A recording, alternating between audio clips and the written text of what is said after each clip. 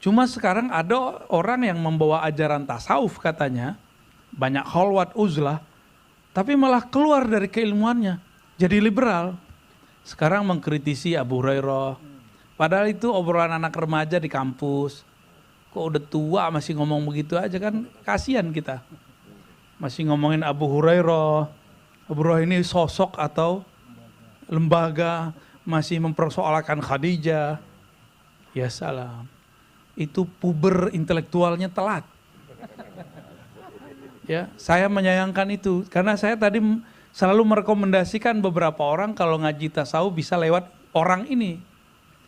Tapi semenjak detik ini saya mengatakan saya berhenti merekomendasikan orang tersebut.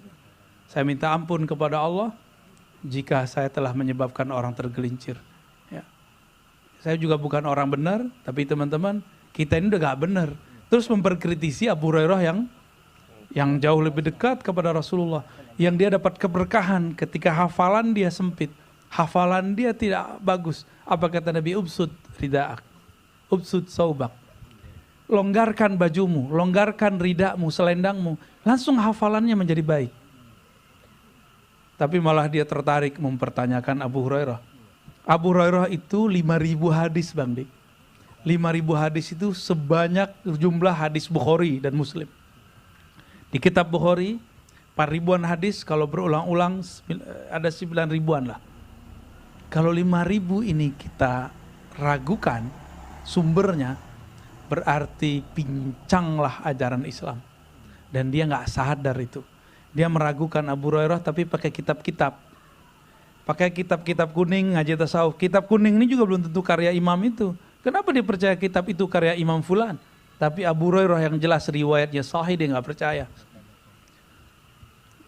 Demam intelektual yang telat. Itu kami dulu umur 18, 19, 20 emang obrolannya itu di kampus. Jadi begini,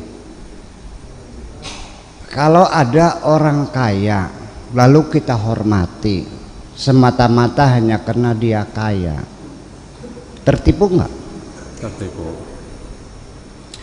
Kalau ada orang alim semata-mata hanya karena dia alim lalu kita hormati, tertipu nggak? Saya emang nggak ada urusan dengan hartamu.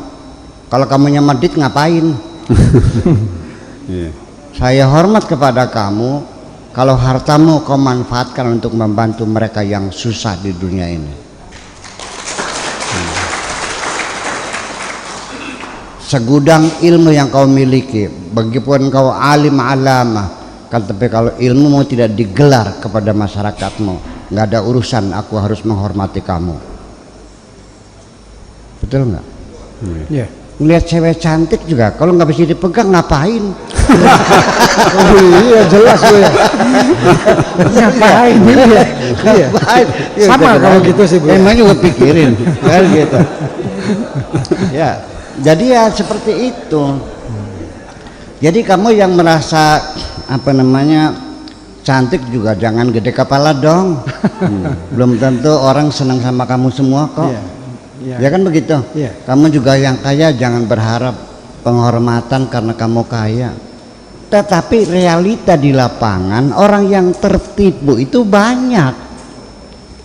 Termasuk kiai yang berceramah di atas mimbar juga mengatakannya begini. Kiai zaman sekarang harus kaya, kalau tidak kaya tidak dihormati. Jadi ketertipuannya ditularkan kepada orang lain. Begitu. Ya saya merasakan masuk restoran pakai mobilnya buruk, mobil Kijang Komando tahun 82 tuh, yang udah bunyi semua kaprak-kaprak semuanya tuh. Ya masuk restoran ya duduk sendiri, ngambil sendiri, bayar sendiri. Begitu saya datangnya ke mobil yang mewah, pintunya dibukakan, kursinya disorongkan, minumannya dianterin. Padahal saya juga bayar juga, dulu juga bayar kok. Iya. Berarti orang itu menghormati apa? Menghormati kaleng kan? Iya. Goblok tapi pinter. Ya, baru orang itu hormat kalau saya ngasih tipnya banyak kan gitu. Habis makan susuknya 80.000 saya tinggal di piring, buat neng buat kamu aja. Nah baru dihormat kan gitu. Iya kan begitu. Nah itu satu. Terus yang kedua? Yang kedua adalah cinta kepada Rasul itu adalah juga cinta kepada Allah itu adalah cinta kepada Rasul. Bukan cinta. Begini, kita ini kenal Allah nih, yang memperkenalkan siapa? Ya iya dong. Ya.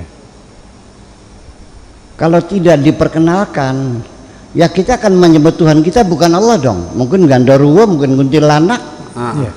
mungkin wiwitan, mungkin maesan, mungkin batu, mungkin jenglot, dan namanya Allah. Itu yang kata Nabi. Dan kemudian untuk menuju cinta kepada Allah kan ada persyaratannya, bukan cinta Rasul ya. Al-Qur'annya bukan begitu punya.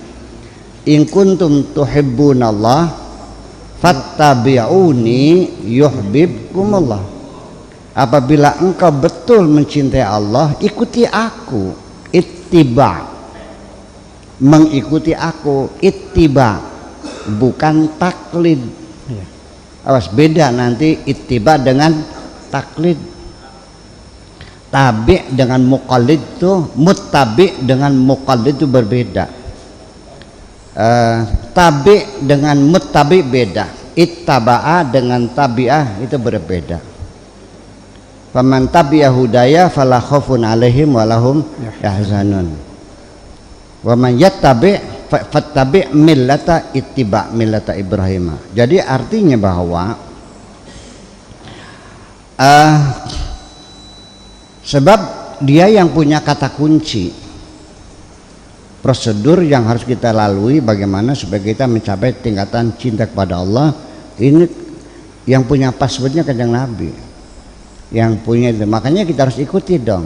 Nah ketika mengikuti Kanjeng Nabi itu jangan taklid, tapi ittiba, artinya ada rasionalisasi, bukan hanya nyungsep lagi. Jangan kayak bebek ngintil, yang di depan nyemplung semua, bukan begitu. Kalau orang ittiba tuh, Nabi pakai siwak, kitanya pakai sikat gigi, pakai odol. Kenapa? Kita ittiba, yang penting kita menjaga kesehatan gigi. Kalau taklid mah Nabi pakai siwak ya pakai siwak. Pakai sikat yang enggak sunnah itu mah Nabi nggak pakai siwak kok. Nggak pakai apa? Nggak pakai sikat gigi. Nanti ceboknya juga pakai batu, nggak boleh pakai tisu. Karena Nabi nggak pakai tisu. Nah itu namanya taklid begitu tuh. Tapi kalau ada orang begitu juga saya tidak menyalahkan. Barangkali saking cintanya kepada Nabi, ya kan begitu. Terus yang disalahkan itu. Jadi, nah sedangkan kita ini terlahir di abad ke-21. Nabinya lahirnya abad ke tahun 571, abad ke-6, di paruh di penghujung abad ke-6. Nabinya abad ke-7, jadi sudah 1400 tahun yang lalu. Dan hadis Nabi sendiri itu baru dikumpulkan setelah 150 tahun Nabi meninggal. Yang cerita orang-orang katanya. Maka timbul ilmu hadis, ada riwayat, ada diroya, ada sanad, ada matan, ada takhrij, ada dobit, ada sahih, segala macam, ya kan. Dan ternyata diseleksi banyak hadis-hadis yang palsu yang ditolak oleh Bukhari Muslim. Dari 600.000 hadis itu yang lolos hanya 14.000. Berapa banyak hadis yang ditolak? 500.000 ditambah 84.000, 584 hadis yang lolos saya belum. Jadi berapa persennya tuh? Ya itu hadis kebul semuanya itu. Itu pun sekarang dikritisi lagi juga masih ada yang perlu diragukan juga. Bukan meragukan nabinya, meragukan hadisnya apa betul Nabi ngomong begitu. Karena di Sahih Bukhari juga ada hadis yang mengatakan bahwa barang siapa yang membunuh cecak malam Sabtu masuk surga. Dan di hadis Bukhari juga ada Nabi Muhammad berulang kali mencoba bunuh diri. Mau dipercaya? Itu persoalan. Ya kan gitu. Jadi makanya perlu rasionalisasi. Kalau hadis-hadis Nabi yang tidak rasional, tolong hormatilah Nabi, ya. Kalau kita tidak punya bukti akan kepalsuan hadis itu, ya sudah kita mauqufkan saja, kita tangguhkan, ya sudah, wallahu a'lam. Kan gitu. Kalau hadis dhaif sebaiknya nggak usah dipakai lagi. Akan tetapi ada ulama yang berpendapat bahwa hadis dhaif pun boleh dipakai apabila untuk fadhailul a'mal. Betul? Iya. Alkitabnya kan. Nah, saya berpendapat daripada pakai hadis dhaif ya pakai logika saja sih. Iya kan gitu. Sebanyak nggak masuk akal ngomong. Nah, maka Nabi biasanya cirinya kalau hadis-hadis berbau politik gitu kita masih curigai, atau hadis-hadis yang banyak cerita pahala yang berlebih-lebihan, mencium suami pahalanya seperti mencium Hajar Aswad gitu tuh. Kemudian kalau suami kawin lagi istrinya ikhlas ridho, pintu surga dibuka lebar. Itu untuk ngeneng-ngeneng wong wadon itu mah. Modus. Tulisannya gelem dari bodok. Ya, dan oke, yang berikutnya ketiga. ini yang ketiga ini mencurigai atau mengkritisi hadis-hadisnya itu justru akan menimbulkan tidak menghormati Kanjeng Nabi, Bu ya. Ya kalau begitu orang yang paling tidak menghormati Nabi Imam Bukhari, Imam Muslim. Ya. Iya. Karena dia yang pertama kali mencurigai ini benar atau enggak hadisnya. Jadi bukan mencurigai itu bukan tidak percaya pada Nabi. Iya tangga Nabi ngomong begitu tuh. Iya. Nanti kan yang rugi Nabi. Iya. Sekarang ada orang nerima surat dari saya minta uang 30 juta. Lalu dikasih. Ternyata ketipu dan nih. Kita ketemu sama orangnya. Lah, saya ini lihat tanda tangan Buya agak berbeda gitu. Dikasih nggak uangnya? Saya kasih berapa? 30 juta.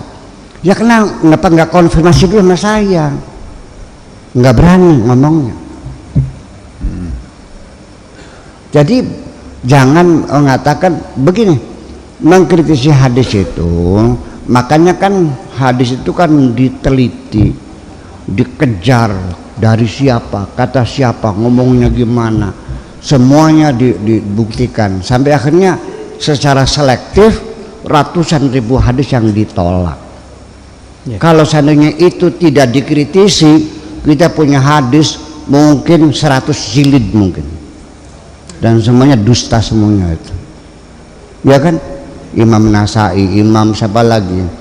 Imam Ahmad bin Hambal, Imam Bukhari, Imam Muslim, Imam Tirmidzi, semuanya adalah orang-orang yang meragukan hadis kok.